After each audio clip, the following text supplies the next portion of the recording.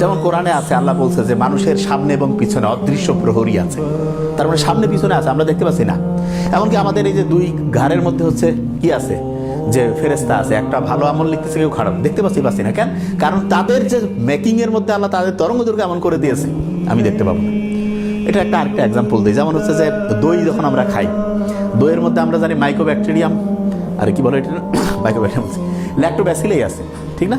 তাহলে ওইটার মধ্যে হচ্ছে যে উপকারী ব্যাকটেরিয়াটা আছে, সেটা খালি চোখে দেখা যায় না, কিন্তু যদি আমি হচ্ছে মাইক্রোস্কোপের মধ্যে দেখি তখন আমরা জানবো যে এটা আছে।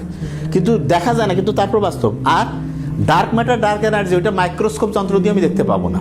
মানে ওইটা হচ্ছে, তাহলে এখন প্রশ্ন হলো যে ওইটা আমরা বুঝতে পারি কিভাবে? এটা খুব ইন্টারেস্টিং। মহাবিশ্ব প্রতি মুহূর্তে যে হচ্ছে প্রসারিত হচ্ছে, তা বিজ্ঞানের চিন্তা যে এটা প্রসারণটা কেন হচ্ছে, নিশ্চয়ই আমার একটা শক্তি আছে যেটা তাকে টানতেছে, এবং ওই শক্তিটার সেন্টার পয়েন্টেই হইতে পারে যে ওই যেটাকে, সেটা হচ্ছে এই যে ডার্ক ম্যাটার, ডার্ক এনার্জি যে শক্তি, সেইটার সাথে কানেক্টেড। তাহলে আমরা জিন এবং হচ্ছে শয়তানকে না দেখতে পাওয়ার কারণ হচ্ছে সেইটার তরঙ্গ দৈর্ঘ্যটা আমাদের দৃশ্যমান আলোর সাথে সম্পর্কিত না। কিন্তু কখনো যদি ওইটার তরঙ্গ দৈর্ঘ্য এই আমাদের চোখের যে তরঙ্গ দৈর্ঘ্যের সাথে যে ম্যাচিং করা যায়, তাহলে আমরা দেখতে পাবো। Thank you so much. আসসালামু আলাইকুম।